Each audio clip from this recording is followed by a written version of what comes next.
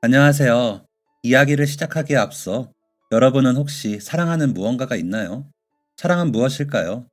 옛날부터 사랑은 누군가를 살리기도 죽이기도 하며 자신의 인생을 더 나아가 세상을 움직이기도 했죠. 저의 옛날을 떠올려 보면 제 인생에는 그런 사랑이 없었던 것 같아요. 너무 사랑해서 제 세상이 움직일 만한 그런 것 말이에요. 물론 가슴 뛰는 첫사랑이나 좋아하는 영화배우, 설레는 첫 연애도 있었어요. 하지만 뭐랄까, 그때는 무척이나 사랑했지만 그래도 제 세상을 변화시킬 정도는 아니었던 것 같아요. 그래서 저에게 그런 심장이 아프고 내 세상이 흔들리는 사랑은 없나 보다 하며 살았어요. 한 소년을 만나기 전까지는 말이에요. 이렇게 늦은 나이에 어린 소년에게 빠져 제 인생이 달라질 거라고는 생각하지 못했어요. 사랑이라는 게 이렇게 대단하고 위대한 일이구나 하는 것도 알지 못했죠. 또 사랑의 힘이 어떤 일까지 가능하게 하는지 저는 그 아이를 만나기 전까지는 몰랐답니다. 여고 졸업을 앞두고 전문대학이라도 보내고 싶어 하는 부모님의 성화에 본의 아니게 입시를 준비하고 있었어요. 그 당시는 대학에 가는 게 무조건 필수는 아니었거든요. 더군다나 딸아이가 있는 집은 더더욱이요. 하지만 저희 아버지께서는 배움에는 끝이 없다며 더 많이 알고 배워야 한다고 고집하셨죠. 그래서 저는 전문대학교에 유아교육과에 가게 되었어요. 위로 언니랑 오빠만 있었는데 그게 늘 불만이었거든요. 항상 동생이나 제가 돌볼 수 있는 존재가 있으면 좋겠다고 생각했었기에 저한테 잘 맞는다고 생각했어요. 졸업 후 1년 정도 일하면서 어른들의 권유로 선을 봤어요. 수더분한 인상에 고등학교를 졸업하고 유명 회사의 전자파트에서 일하던 사람이었죠. 성실하고 예의 바르고 성격도 괜찮았어요. 가족은 형제는 없고 아버지는 어릴 때 돌아가시고 어머니만 계셨어요. 자기도 어릴 때부터 외롭게 자라 늘 가족을 많이 만들고 싶었다고 했어요. 저도 빨리 아이를 가지고 가정을 만들고 싶었기에 6개월 정도 만나고 일찍 결혼했어요. 결혼하고도 일은 계속했어요. 시어머니는 어린 신부인 제가 불안하다며 살림을 좀 배우기까지만 같이 살자고 하셨어요. 저도 나이 드신 어머니 혼자 지내는 게 마음에 걸려 좋다고 했어요. 하지만 시집살이라는 게 이런 건지 아니면 제가 야무지지 못한 탓인지 처음 하는 결혼 생활은 쉽지 않았어요. 설거지 하나, 빨래 한 번을 하는데도 시어머니와 늘 부딪혔어요. 얘야, 속옷 같은 건 모아두지 말고 그때그때 바로 손으로 빨라고 했잖니? 그리고 세탁기 같은 건 믿을 건 못 된다. 빨래는 손으로 하는 게 최고야. 이번 주말에 쉴 때는 나랑 이불 좀 빨자. 얘, 내일이 초복인데 너는 닭도 안 사왔니? 그렇게 신경을 안 써서야 원. 그래서 우리 아들이 뭐 힘내서 일을 제대로 할 수 있겠니? 아휴, 정말. 처음에는 내가 많이 부족하다고 하며 어머니가 하시는 말을 다 새겨들었어요. 그런데 시간이 지나면서 저도 점점 지치더군요. 그리고 문제는 아이였어요. 저는 결혼하면 아이가 금방 생길 줄 알았는데 결혼한 지 3년 가까이 될 동안 아이 소식이 없었어요. 조금만 기다려보자. 곧 생길 거야. 남편은 이렇게 얘기했지만 누구보다 아이를 간절히 기다리고 있었어요. 그리고 이런 날이 길어지자 어머니의 성화도 심해졌죠. 내가 오늘 유명한 보살집에 다녀왔는데 네가 아이들이 너무 많은 곳에서 일하느라 네 뱃속에 아이가 안 들어오는 거라고 하더라. 일을 그만두면 어떠니? 네? 그렇지만 저는 일하는 게 좋은걸요. 아휴, 답답한 소리 한다. 그 집이 진짜 영한 곳이야. 네가 몰라서 그런다. 내가 아는 사람도 거기서 하라는 대로 해서 몇 달도 안 되어서 손주 생겼다고 하더구나. 너는 네 남편이 부족하게 버는 것도 아니잖니? 그래도, 그래도, 그래 여보. 어머니 말씀대로 좀 쉬면 아이가 생길지도 몰라. 좀 쉬다가 다시 일해도 되잖아. 저는 남편과 시어머니의 권유를 듣고 유치원도 그만뒀어요. 직장 생활과 집안일 둘 다 하느라 나도 모르게 스트레스를 받았을 수도 있겠다 싶었어요. 집안일을 그만둘 수는 없으니 직장을 그만둔 거죠. 하지만 상황은 나아지지 않았어요. 일을 쉬면서 집에 있으니 시어머니와 마주치는 시간이 더 늘어났거든요. 게다가 일을 그만두고 나니 내 아들 돈으로 살면서를 이야기하며 저를 더 괴롭히셨죠. 이럴 거면 차라리 다시 일을 하고 싶다고 생각했지만 그래도 아이가 간절했어요. 빨리 제 아이를 갖고 싶었으니 조금만 더 참지 싶었어요. 어머니는 부적을 베개 밑에 넣으라거나 남편 속옷에 바느질 하라는 둥 알 수 없는 일들을 더 많이 시켰어요. 그리고 결혼한 지 6년째에 접어들던 어느 날 드디어 아이가 생겼어요. 아이고 우리 며느리 아이고 여보 잘했어. 저는 지방으로 내려가신 부모님께도 이 사실을 알렸어요. 그동안 고생했던 걸 알았기에 많이 축하해 주셨었죠. 시어머니도 예전보다는 저에게 친절하게 대해 주셨죠. 내가 꿈을 꿨는데 글쎄 하늘로 엄청나게 큰 용이 날아오르는 거 아니니? 어머 어머, 이건 필시 아들 태몽이야. 아무래도 아들이 틀림없어. 저는 딸이어도 너무 예쁠 것 같아요. 얘는 이렇게 어렵게 가진 아이인데 아들이어야지. 신기했어요. 제 뱃속에 아이가 있다는 게 말이에요. 제가 또 다른 생명을 키우게 된다는 게 너무 신기하고 가슴 벅찬 일이었어요. 아가야, 엄마한테 와줘서 고마워. 엄마는 네가 아들이든 딸이든 상관없어. 너를 세상에서 가장 예뻐하고 사랑해 줄 거야. 얼른 세상에 나와서 엄마랑 놀자. 그렇게 아이가 태어나기를 손꼽아 기다렸어요. 5개월이 지나면서 슬슬 배가 불러 제법 임산부 태가 났어요. 입덧이 심해서 한동안 힘들었지만 그래도 매일 변화하는 제 모습을 보면서 설레고 가슴이 뛰었어요. 빨리 아이를 만나고 싶다. 제 머릿속에는 온통 그 생각뿐이었죠. 그런데 행복은 저를 야속하게 빨리 떠났어요. 붙잡기도 전에 사라져버렸죠. 임신 8개월, 갑작스럽게 배가 너무 아팠어요. 식은땀이 흐르고 세상이 눈앞에서 어지럽게 돌았죠. 아직 아이가 태어날 때가 아닌데 무슨 일인가 싶었어요. 혹시나 팔싹동이로 태어나려나 급하게 시어머니와 함께 병원으로 갔어요. 자궁문이 열렸고 아이가 출산을 준비하고 있다고 했어요. 그래서 갑작스럽게 분만을 하게 됐어요. 정신이 아득했어요. 지금 아이가 나오다니 괜찮을까 하는 걱정과 온몸이 찢어질 것 같은 고통. 그리고 의사와 간호사들이 연신 옆에서 뭐라고 외치고 있었어요. 회사에서 급하게 뛰어온 남편은 분만실 앞을 지키고 있었어요. 그리고 얼마나 흘렀을까. 아이 나왔어요. 사모님, 정신 잃으시면 안 돼요. 정신 차리세요. 선생님. 당장 준비해. 점점 어두워지는 눈앞을 간신히 부릅뜨고 있는데 다급한 말소리들이 들렸어요. 의사도 간호사도 급하게 무엇인가를 소리치고 있었어요. 그리고 들려야 할 아이 울음소리가 들리지 않았어요. 출산은 처음이었지만 드라마에서도 많이 나오잖아요. 아이가 태어나면 제일 먼저 응애하고 온 병원이 떠나가게 우는 소리가 들리는 거 말이에요. 이상했어요. 본능적으로 무엇인가 잘못되었다는 것을 느낄 수 있었어요. 선생님, 저희 아이는 괜찮나요? 사모님, 우선 진정하시고요. 저희 애는요. 저희 애는 괜찮은 거 맞죠? 왜 울음소리가 안 나요? 선생님? 사모님, 우선 진정하세요. 저희 아이 좀 보여주세요, 선생님. 선생님, 이유는 알 수 없었어요. 모든 일에서 이유를 찾을 수 있는 건 아니라고 하시더라고요. 그리고 하필이면 그런 알 수 없는 일이 저와 저희 아이에게 닥친 거예요. 태어나자마자 시원하게 울음을 터뜨렸어야 할 아이는 세상에 나오자마자 심장이 멈췄다고 해요. 원인은 알 수 없지만 가끔 이런 일이 일어난다고 의사 선생님은 그렇게 이야기하셨어요. 하지만 저는 제 잘못이라는 생각을 지울 수 없었어요. 내가 무엇인가를 잘못해서 이렇게 된 거야. 그 생각이 머릿속을 떠나지 않았어요. 그런데 그런 생각을 한 건 저 혼자가 아니었어요. 시어머니 역시 같은 생각이었죠. 대체 어떻게 했길래 우리 손자가 태어나자마자 죽어? 어? 어? 그 이후 저는 다시 시어머니의 싸늘한 태도를 견뎌야 했어요. 남편도 예전 같지 않았어요. 하지만 무엇보다 제 마음의 상처가 너무 심했어요. 아이의 심장이 멈추면서 제 심장도 뜯겨 나간 것 같았어요. 너무나 간절하게 기다렸던 아이였기에 더 가슴이 아팠어요. 아직도 처음 들었던 아이의 심장 소리가 귓가에 들리는 것 같았어요. 그렇게 끔찍했던 시간이 흐르고 다시 1년 정도가 지났을 때 저에게 새 생명이 찾아왔어요. 하지만 저는 아이를 가질 수 없는 사람이었던 걸까요? 임신 3개월 만에 저는 다시 아이를 잃고 말았어요. 화장실에 갔을 때 쏟아지는 피를 보고 얼마나 울었는지 모르겠어요.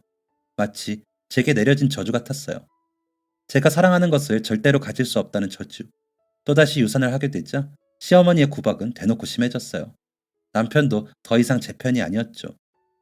아유, 이러다 평생 손주도 못 보고 나도 죽겠네. 나도 죽겠어. 어쩌다 저런 애를 집에 들였는지. 어휴, 내 팔자야. 어휴, 다른 집은 남편이 밖에서 애도 나온다는데 우리 아들은 어쩜 그런 것도 없는지. 너는 그래도 밥이 넘어가니? 어? 내 손주를 둘이나 보내놓고 밥이 넘어가? 어휴, 내 팔자야. 너무 서러웠어요. 그런데 시어머니의 구박보다 남편의 싸늘한 눈빛보다 아이를 지키지 못한 저에 대한 원망이 더 컸어요. 시어머니 말대로 이 모든 게 다 제 탓인 것 같았어요. 어쩌면 그 말이 맞을지도 몰라요, 정말. 다 제가 잘못해서 아이를 잃은 걸지도요. 결국 저는 마음의 상처도 남편과 시어머니와의 관계도 회복하지 못했어요. 그리고 얼마 후 몇 달 동안 생리하지 않길래 이상한 마음이 들어 병원에 방문했어요. 그리고 조기 폐경이라는 사실을 알게 되었어요. 제 나이에 일어날 수 있는 일이라고 생각하지 않았기 때문에 매우 충격이었어요. 앞으로 임신을 할 수 없다고 하더군요. 그래서 남편과 이혼하기로 했죠. 그이 역시 아이를 간절히 원했기에 어쩌면 저랑 헤어지고 다른 사람을 만나는 게 서로에게 좋겠다는 생각이 들었어요. 그리고 저는 몸도 마음도 너덜너덜해진 채로 시골의 부모님 댁으로 갔어요. 시골집에 도착한 날 바싹 야윈 저를 보고 어머니와 아버지가 얼마나 오셨는지 몰라요. 저는 제대로 먹지도 마시지도 않고 울지도 웃지도 않으면서 방에 틀어박혀 보냈어요. 가방 속에 챙겨온 아이의 베넷 쪼고리와 신발이 보였어요. 첫 임신 때부터 가지고 있었던 건데 결국 한 번을 쓰지도 못했네요. 앞으로도 다시는 쓸 수 없겠죠. 모든 것을 놓아버린 채 무기력하게 하루를 보내는 제가 안쓰러웠던 부모님은 어느 날 집안에서 저를 이끌어 운영하는 사과밭으로 데려갔어요. 저는 멍하니 앉아서 키 작은 사과나무들이 새 하얀 꽃을 피우고 있는 모습을 멍하니 보고 있었어요. 예쁘지? 아버지가 조용히 오셔서 제 옆에 앉았어요. 네 엄마랑 처음 여기 내려와서 사과 농장을 하기로 했을 때 얼마나 힘들었는지 모른다. 그래요? 그래. 둘 다 농사일은 뭐 잘 알지도 못하지. 분명 물도 주고 비료도 좋은 걸로 가져다 쓰는데 어쩜 이렇게 말들을 안 듣는지. 너 키울 때보다 말을 더 안 듣더라. 저는 조용히 웃었어요. 이제야 좀 웃는구나. 아버지는 제 손등을 두드리며 이야기를 이어가셨어요. 물, 비료, 흙, 바람, 햇빛. 뭐 하나 부족한 게 없는데도 처음에는 사과는커녕 나무 자체도 시들시들해졌다. 이렇게 노력하는데 어쩜 이러나 배신감도 들고 서운하기도 하고 혹시 우리가 뭘 잘못하는 건가 답답하기도 하고 그러더구나. 내가 이렇게 능력 없는 사람이었나 싶기도 했어. 그런데 시간이 지나면서 점점 제자리로 돌아오더구나. 나무도 다시 튼튼하게 자라고 이파리도 파릇파릇하고 지금처럼 꽃도 피고 예쁜 사과도 자랐지. 모든 것은 결국 결실을 보게 된단다. 그 사이에 가지가 부러지고 잎이 시들고 열매가 덜 자라고 많은 시련이 있을지도 몰라. 어쩌면 원하는 결과가 아닐지도 모르지. 하지만 그 시련을 잘 지나가고 나면 결국은 결실을 보게 되어 있어. 때로는 노력하고 애써도 원하는 대로 결과를 얻지 못할 수도 있지만 때로는 노력하지 않아도 저절로 얻어지게 되는 것도 있으니 그런 게 인생 아니겠니? 살면서 모든 일에 꼭 내 잘못이 있는 것은 아니다. 그런데 그곳에서 내 잘못을 탓하다 보면 결국 무너지는 것 말고는 남는 게 없다. 내가 사과밭이 제대로 되지 않는다고 네 엄마랑 온종일 왜 나는 사과도 못 키우나 하면서 자책만 하고 있었다면 지금 이런 결과도 없었겠지. 너한테 다시 벌떡 일어나라는 것도 아니다. 다만 너를 자책한다고 해서 이미 일어난 일을 되돌릴 수도 없고 네가 자신을 비난하는 사이에도 내 인생의 밭은 계속해서 물도 주고 햇살도 주기를 기다리고 있단다. 아버지의 이야기는 제 마음에 큰 위로가 되었어요. 아이를 잃은 후로 받지 못했던 진짜 저를 위한 위로였어요. 제가 간절히 아이를 바랬듯 저도 아버지와 어머니에게 그런 소중한 아이였겠죠. 내 아이가 이런 상황을 겪고 이렇게 무너져 내린 모습을 지켜봐야 한다면 저 역시 너무 마음이 아플 것 같았어요. 제가 저를 위해서 살기 싫다면 부모님을 생각해서라도 다시 일어나보자 마음 먹었어요. 저는 서울로 올라와서 미술학원을 운영하는 큰오빠의 학원에서 일했어요. 3에서 5세 정도 되는 아이들과 미술 수업을 하는 거였는데 수업이라기보다는 거의 놀이에 가까웠어요. 아이들이랑 같이 물감을 손에 발라서 도화지에 찍는 것도 하고 한쪽 면에만 그림을 그려서 데칼코마니 작업을 하기도 했어요. 제 아이들은 아니었지만 아이들과 함께 다시 웃으면서 저는 서서히 예전의 제 모습을 찾아갈 수 있었어요. 저에게는 수업을 듣는 4살 아이가 있었는데 아버지가 무척 젊은 분이었어요. 항상 끝날 시간에 맞춰서 아버지가 데리러 오셨어요. 알고 보니 옆에 초등학교 선생님이라고 하더라고요. 처음에는 학부모니까 그냥 그 정도로만 생각했어요. 그런데 오빠에게 들어보니 아이를 낳다가 아내가 세상을 떠났다고 하더라고요. 훈훈한 외모에 성격도 상냥해서 그 얘기를 들은 후로 저도 모르게 자꾸 눈이 갔어요. 그 아버님은 종종 간식을 사다 주셨는데 어느 날은 발렌타인데이라서 샀다며 장미꽃 한 송이와 초콜릿을 주고 가셨어요. 혹시 이 사람도 나에게 마음이 있나? 하고 그때 생각했죠. 아무래도 본인에게는 아이가 있어서 저에게 데이트 신청을 망설이는 걸까 하는 생각이 들었어요. 그래서 용기 내서 제가 먼저 이야기를 꺼냈죠. 한솔이가 미술을 참 좋아해요. 관심도 많고 컬러 센스도 좋은 것 같고요. 정말요? 감사합니다. 아내가 예전에 미술을 전공했었거든요. 아내는 일찍 세상을 떠나서 한솔이한테 미술을 알려주지는 못했지만요. 아, 그랬군요. 어머니 닮아서 미술 감각이 있나 봐요. 이번 주에 종로에서 어린이 미술 전시가 열리거든요. 한솔이가 관심도 많고 하니까 혹시 가보시면 어떨까 싶어서요. 정말요? 데리고 가면 정말 좋아하겠네요. 안 그래도 주말에는 웬만하면 밖에서 노는 시간을 늘리려고 하거든요. 알려주셔서 감사해요, 선생님. 아니에요. 혹시 괜찮으시면 저도 가려고 했던 거라 같이 가시면 어떨까요? 네? 그분은 깜짝 놀라며 얼굴부터 귀까지 새빨개졌어요. 잠시 우물쭈물 망설이더니 대답했죠. 그렇게 저희는 첫 데이트라고 하기는 뭐하지만 처음으로 같이 시간을 보냈어요. 그리고 처음으로 아이와 시간을 보내는데 너무 행복했어요. 제가 간절히 바랐던 일이니까요. 제 아이는 아니지만 아이와 함께 미술 전시를 보고 공원에서 뛰어놀고 같이 솜사탕도 사 먹고 과자랑 음료수도 사 먹고 정말 즐거웠어요. 그때 아이를 낳았다면 나도 이런 경험을 하고 추억을 쌓을 수 있었겠지 하는 생각이 들었어요. 저는 한솔이 아버님께 제 이야기를 솔직하게 했어요. 한 번 결혼했던 경험과 두 번이나 아이를 유산했던 이야기, 그리고 조기 폐경으로 인해 앞으로 임신을 할 수 없다는 이야기도 했어요. 최대한 솔직하게 이야기해야 할 것 같아서 제가 겪은 모든 일들을 알알이 털어놓았죠. 정말 고생 많으셨어요. 제 이야기를 듣더니 그렇게 말했어요. 그냥 건네는 위로의 말이 아니라 정말 진심이 느껴졌어요. 자기 아내도 어렵게 임신을 했어서 더 공감할 수 있다고 하더군요. 소중한 것을 잃었다는 것에 대해서 저희 말이 잘 통했어요. 누군가는 진심으로 이해할 수 없는 부분들을 저희는 비슷한 아픔을 겪었기에 이해할 수 있었죠. 그 후로 저희는 빠른 시간 내에 가까워졌어요. 저는 이 사람도 참 좋았지만 한솔이도 너무 예뻤어요. 제 친아들은 아니었지만 진짜 가족이 되었으면 좋겠다는 생각이 들 정도였죠. 그리고 저희는 1년 정도 만남을 이어오다 주변의 동의를 구해 한 가족이 되었어요. 아이가 있는 사람이라 부모님께서 반대하실까 걱정했는데 의외로 두 분은 쿨하게 넘기시더라고요. 어쩌면 이게 너의 결실일지도 모른다. 아버지는 그렇게 말하면서 웃으셨어요. 그러면서 서로를 의지하며 행복하게 잘 살기를 바란다고 이야기해 주셨죠. 저희는 가족들만 모은 조촐한 결혼식을 치렀어요. 남편은 어린 시절 부모님의 이혼으로 가족과는 연락을 끊은 채 살고 있었어요. 그래서 결혼식은 제 가족들과 한솔이와 함께 부모님의 사과밭에서 진행했어요.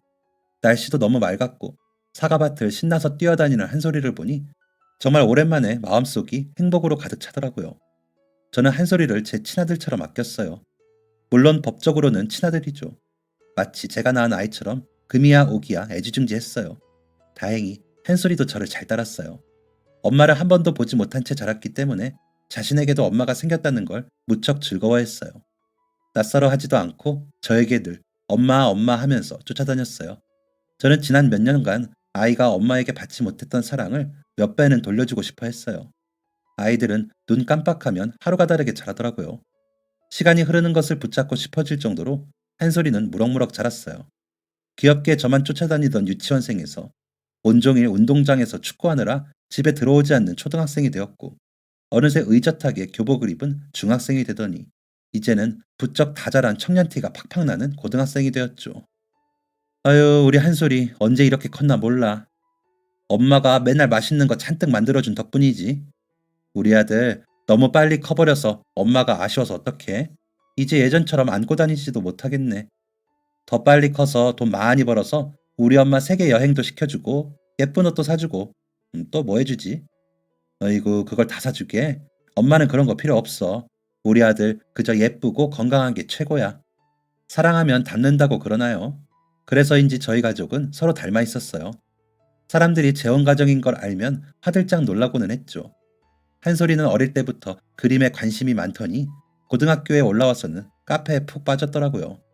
드라마에 나오는 바리스타의 모습이 멋있었나 봐요. 학원에 다니면서 자격증을 따더니 손으로 만드는 걸 좋아하는지 제가 제빵을 배우고 싶다고 다니면서 자격증도 땄어요. 고등학교를 졸업하고 대학 공부 대신 카페를 차리고 싶다고 해서 졸업 후에는 카페에서 일을 시작했어요. 몇 해 전 먼저 돌아가신 아버지에 이어 어머니가 돌아가셨어요. 연세가 워낙 많으셨지만 다행히 크게 아픈 곳은 없으셨어요. 언니랑 오빠는 외국에서 생활하기 때문에 가지고 계셨던 사과밭은 저에게 물려주셨어요. 마지막에는 관리를 많이 못 해주셔서 그냥 땅만 덩그러니 있는 느낌이었죠. 남편과 저는 한참을 논의한 끝에 한솔이와 시골로 내려와 지내며 카페를 만드는 게 어떤지 이야기했어요. 마침 땅도 있고 가까운 거리에 관광지도 있어서 괜찮을 것 같더라고요. 이야기를 듣더니 아들은 당연히 너무 좋아했어요. 학원도 다니고 주변에도 물어서 메뉴 구성도 자기가 직접 하고 저랑 남편도 아이를 따라서 학원에 다니며 커피에 관해서 공부했어요. 그리고 드디어 카페를 오픈하고 장사가 엄청나게 잘 되는 곳은 아니었지만 그래도 온 가족이 함께 참여하는 곳이라 더 의미가 있었어요. 남편은 근처 중학교에서 아이들을 가르치며 카페 일을 가끔 도와주었고 저랑 아들이 가게를 도맡아 운영했어요. 거의 아들이 꾸려가고 있었죠. 그날은 아들이 지역 내 바리스타 대회에 나갔다가 우승을 한 날이었어요. 너무 기쁜 소식이라 저희는 대회가 끝나고 신이 나서 쇼핑몰에 가서 이것저것 쇼핑도 했어요.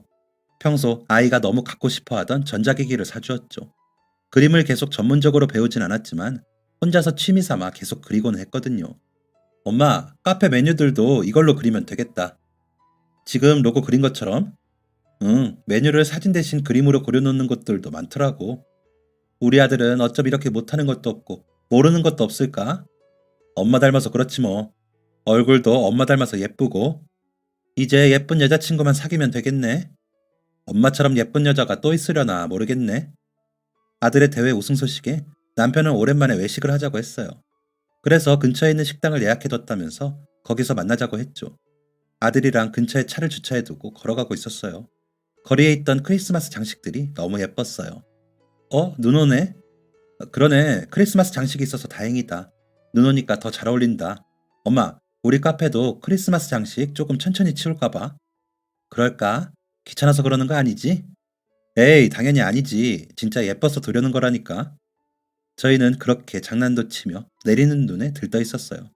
그렇게 서로 이야기를 나누며 걸어가고 있을 때였어요. 그때 끼익 하며 날카롭게 울리는 자동차 바퀴의 소리와 누군가의 비명이 들렸어요. 뒤를 돌아보니 눈 때문인지 한 차량이 미끄러지듯 인도를 달려오고 있었죠. 저희가 피하려 할 때는 이미 늦은 것 같았어요. 그런데 그때 퍽 땅바닥에 나뒹구르다 제가 원래 있던 자리를 보았어요. 어느새 차는 가게를 들이받고 멈춰서 있었어요. 사람들이 충격에 휩싸여 지르는 소리와 웅성거리는 말소리가 들렸어요. 한솔아, 한솔이, 우리 아들, 한솔아! 아들이 보이지 않았어요. 내팽개친 쇼핑백을 뒤로하며 저는 사람들이 웅성거리는 곳으로 갔어요. 한솔이가 피를 흘린 채 누워 있었어요. 어떡해, 아들, 우리 아들 어떡해 우리 한솔이, 구급차 좀 불러주세요. 한솔아, 우리 아들 어떡해. 달려오는 차를 보고 한솔이는 저를 길 바깥으로 밀쳤고 자신은 미끄러져 오는 차와 부딪혔어요. 나중에 알고 보니 음주운전 차량이더군요. 음주에 갑작스럽게 내리는 눈까지 더해져 정신없이 차를 몰다 사고가 난 거였어요. 그리고 하필 그 차량에 제가 가장 사랑하는 아들이 부딪힌 거죠. 구급차가 오고 바닥까지 피를 잔뜩 흘리는 아들을 구조대원들이 급하게 응급처치를 하며 차에 실었어요. 병원까지 가는 내내 저는 그저 한솔이를 살려달라고 간절히 빌었어요. 당장 제 목숨을 가져가도 좋고 무엇이든 가져가도 되니까 제발, 제발 저희 아들은 살려달라고요. 병원에 도착 후 남편에게 연락했어요. 한솔이는 급하게 수술실로 들어갔어요. 뒤늦게 응급실에 도착한 남편은 사고 소식을 듣고는 땅에 주저앉았어요. 이미 아내를 죽음으로 잃었던 그에게 아들마저 잘못됐다는 건 너무 가혹한 일이었어요. 자식을 둘이나 잃고 다시는 아이를 가질 수 없는 저에게서 하나뿐인 아들을 빼앗는 것도 너무 가혹한 일이었고요. 저희 두 사람은 수술실 앞에 앉아 두 손을 간절히 맞잡으며 제발 우리 아들을 살려달라고 기도했어요. 제발 무슨 일이 있어도 좋으니 제발 저희 아들만은 살려달라고요. 수술이 끝나고 의사 선생님이 문을 열고 나왔어요. 최한솔님 보호자님 되시나요? 네, 네. 우선 수술은 잘 끝났고요. 장기에 출혈이 좀 있었지만 다행히 회복이 될 것 같습니다. 그것보다 문제인 건 팔 다리인데. 팔 다리요? 네. 부딪히면서 양쪽 무릎의 뼈가 다 부서졌고 오른쪽 팔의 신경이 끊어졌습니다. 오른쪽은 손가락 끝 정도만 움직일 수 있을 것 같고 왼손은 회복이 되어봐야 알겠지만 재활을 하더라도 손목 정도까지만 움직일 수 있을 것 같습니다. 생명에 지장은 없는 건가요? 네, 다행히 머리나 뇌 쪽은 다치지 않아서 생명에 지장은 없습니다. 감사합니다. 감사합니다, 선생님. 아이는 사고로 인해 팔과 다리를 쓸 수 없을 거라더군요. 그래도 저희 부부에게는 아이가 살아있는 것만으로도 다행이라고 생각했어요. 아이의 몸에는 이리저리 쓸리고 찢어진 자국과 커다란 수술 자국, 무시무시한 철심이 박혀 있었어요. 어떻게 이렇게 사랑스러운 아이에게 그런 몹쓸 일이 일어난 걸까 가슴이 아팠어요. 그 상황에서 자기가 피하지는 못할 망정 왜 저를 보호했을까? 아이를 지켜야 하는 것은 제 몫인데 제 할 일을 다 하지 못한 것 같아 마음이 너무 아팠어요. 엄마. 한솔아, 깼어? 엄마야, 엄마 여기 있어. 엄마, 여긴 어디야? 병원이야. 기억나? 사고 났던 거? 엄마는, 엄마는 괜찮아? 내가 엄마를 밀쳤는데. 엄마는 괜찮아, 괜찮아. 우리 아들 엄마가 지켜줬어야 하는데. 엄마가 우리 아들을 지켜야 하는데.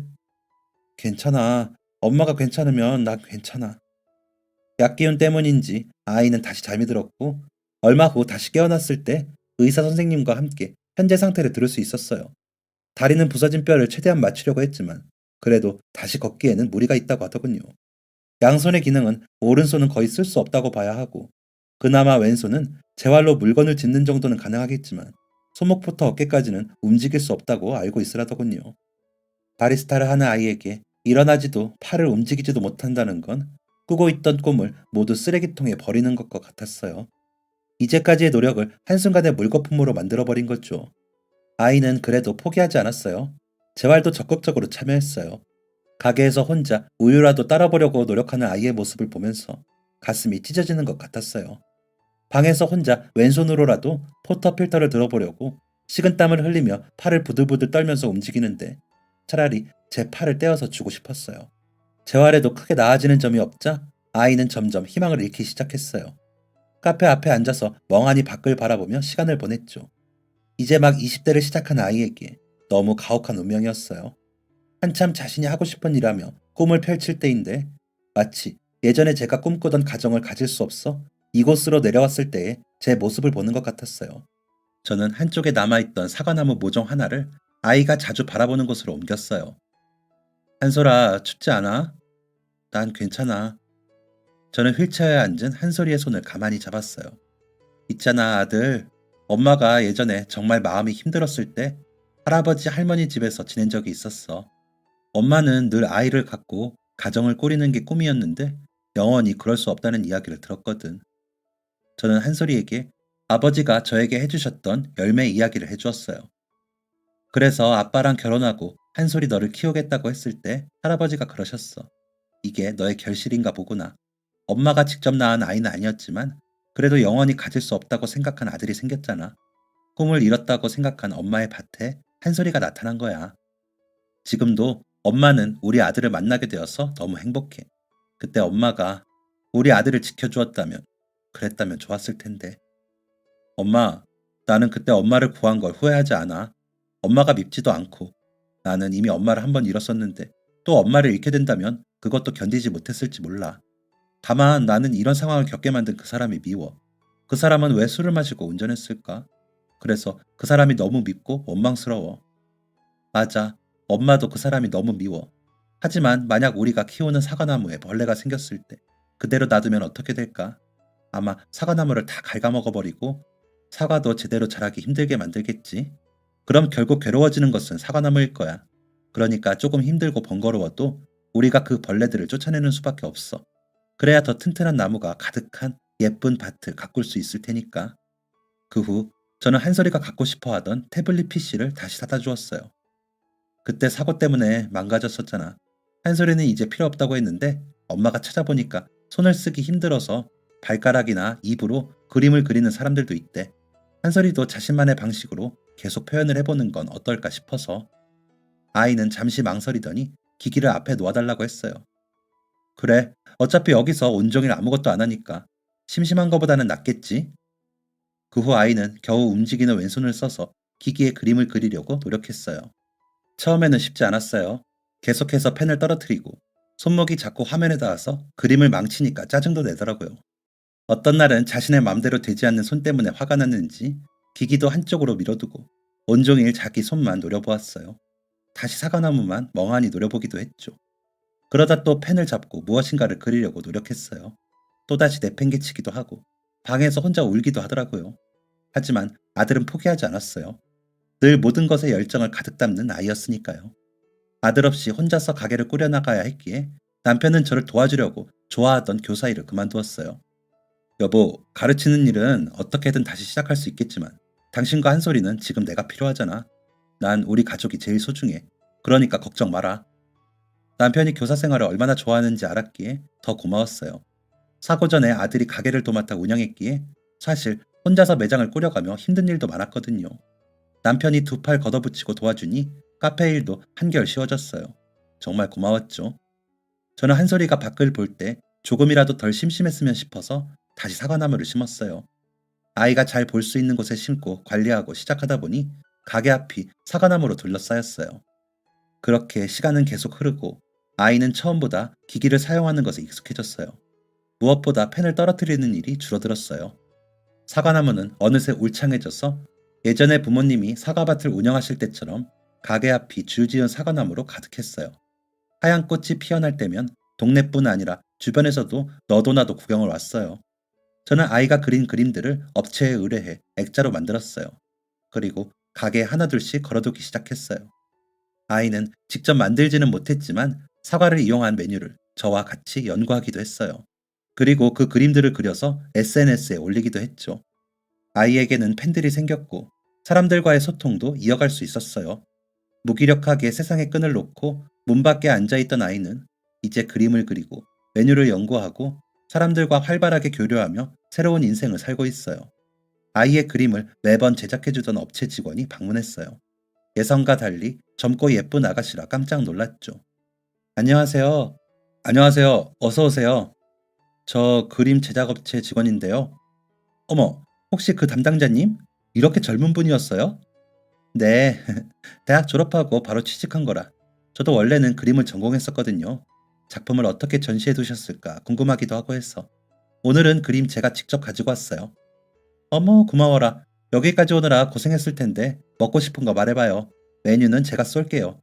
그림은 저희 아들이 그린 건데 저기 앞쪽 테이블에 휠체어 탄 친구 보이죠?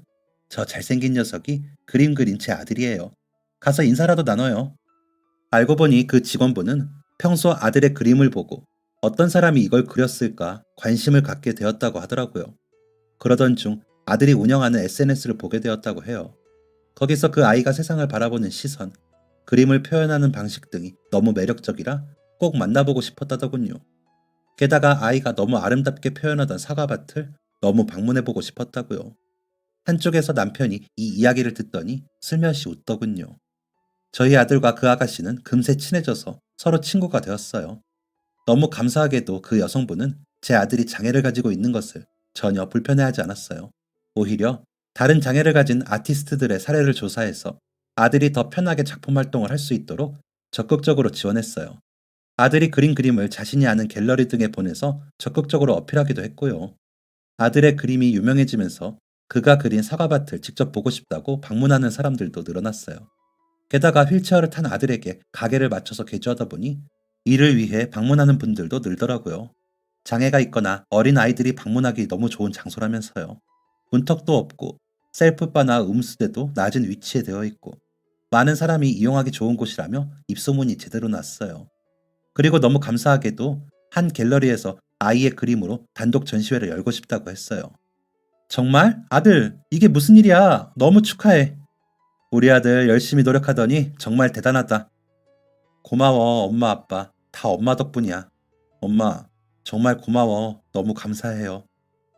아들은 휠체어에 앉아 제 허리를 꼭 감싸 안았어요.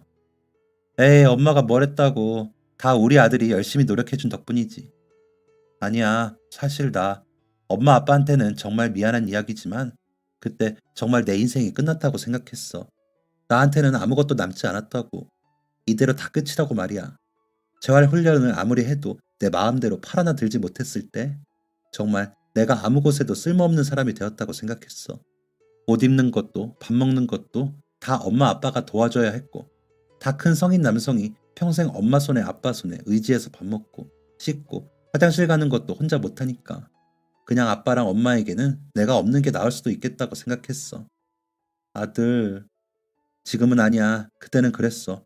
어른인데 혼자서 아무것도 할 수 없으니까 부모님에게 짐이 되느니 차라리 좀 더 슬프더라도 내가 없는 게 앞으로 두 분에게는 나을 수 있겠다고 했는데 그날 엄마가 할아버지가 해주셨다는 이야기를 들으면서 많이 생각했어. 너무 큰 시련이지만 분명 나보다 더 큰 시련을 겪는 사람도 있겠구나. 나도 내가 오랫동안 꿈꾸었던 것을 잃었지만 더 오래 꿨던 꿈을 빼앗긴 사람들도 있겠구나 하고 말이야. 그래서 찾아봤어. 나처럼 장애를 겪고 있는 사람들이나 오랫동안 꿨던 꿈 때문에 좌절을 겪어야 했던 사람들을 찾아보고 그걸 극복해낸 이야기들을 찾으면서 나는 어떻게 해야 할지를 고민했어. 그때 엄마가 다시 그림을 그려보라고 했을 때 그게 내 돌파구일 수도 있겠다 생각했어. 처음에는 정말 너무 힘들었어. 그리는 것은 둘째치고 손에서 펜은 자꾸 미끄러지지. 떨어지면 늘 엄마나 아빠한테 부탁해서 주워달라고 해야 하지. 정말 힘들더라고. 내가 내 손바닥이 닿아서 자꾸 그림이 지워지거나 선이 마음대로 그려지는데 어휴 정말 몇 번이나 기계를 던져버리고 싶었어. 그렇지만 가격을 생각하며 꾹 참았지. 농담이고 사실은 엄마를 생각하면서 참았어. 그때 제일 많이 생각났던 게 뭔지 알아? 뭐였는데? 나 어릴 때 젓가락질 잘 하지 못했던 거 기억나? 초등학생이 되어서도 못해서 엄청 힘들어했었잖아. 맞아, 젓가락질을 잘 못해서 초등학교 때도 엄마가 꼭 포크를 같이 가방에 넣어줬었잖아. 맞아, 학교에서는 혹시 밥 못 먹을까봐 포크 챙겨주고 집에 오면 몇 시간이 걸려도 좋으니까 천천히 연습하면서 먹으라고 늘 나 밥 먹는 거 기다려줬잖아. 나한테 맞는 젓가락 찾아주려고 플라스틱, 쇠, 나무, 멜라민, 시중에 파는 젓가락이라는 젓가락은 다 사다 주고 난 그렇게 많은 젓가락을 팔고 있는지도 몰랐어. 또 그걸로도 부족하다고 내 손 크기랑 잰 다음에 나무 조각하는 곳 가서 맞춤 젓가락도 만들어주고 그때 엄마가 많이 생각났어. 어떻게 해서든 내가 해낼 수 있도록 노력하던 엄마 모습이 엄마의 열정이 너무 생각나더라. 포기하고 싶을 때마다 그때를 생각하면서 버텼어. 지금은 다시 힘들어졌지만 그 후로 완두콩도 잡채도 다 집을 수 있을 만큼 젓가락질 엄청나게 잘하게 됐었잖아. 그래서 나도 그때의 엄마가 했던 것처럼 나한테 맞는 방법을 찾아서 어떻게든 노력하면 해낼 수 있을 것 같았어. 그러니까 맞아. 다 엄마 덕분이야. 그리고 엄마가 나한테 집중할 수 있도록 옆에서 늘 묵묵하게 지원해준 아빠. 아빠도 정말 고마워. 엄마가 더 예쁘니까 엄마를 좀 더 사랑하긴 하는데 아빠도 정말 고마워. 정말. 엄마 아빠 정말 고마워요. 다 두 분 덕분이에요. 언제 이렇게 훌쩍 커버렸을까요? 아들은 이제 진짜 어른이 되어 있었어요. 게다가 여자친구와 몇 년 만나더니 이제는 슬슬 결혼 이야기도 나오더라고요. 처음에는 여자친구가 힘들까봐 망설였는데 다행히 그쪽 부모님도 딱히 반대하지 않으신다고 해서 지금은 두 사람이 꿈꾸는 미래를 응원하고 있어요. 아들은 이제 카페 앞에 사과밭 말고도 여기저기를 돌아다니면서 그림의 영감을 찾고 있어요. 많이 보고 많이 꿈꾸며 자신의 미래를 아름답게 그려가고 있죠. 아이는 다 제 덕분이라고 하지만 저는 포기하지 않고 열심히 노력해준 그 애가 정말 고마워요. 그리고 제 엄마를 그렇게 생각해주는 그 따뜻한 마음씨도 정말 고맙고요.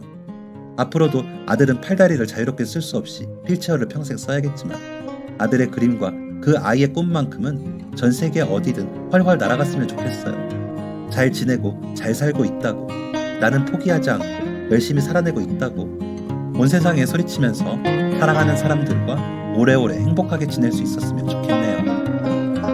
지금까지 사연 들어주셔서 감사합니다. 사연이 재밌으셨다면 구독과 좋아요를 눌러주세요. 감사합니다. 안녕히 계세요.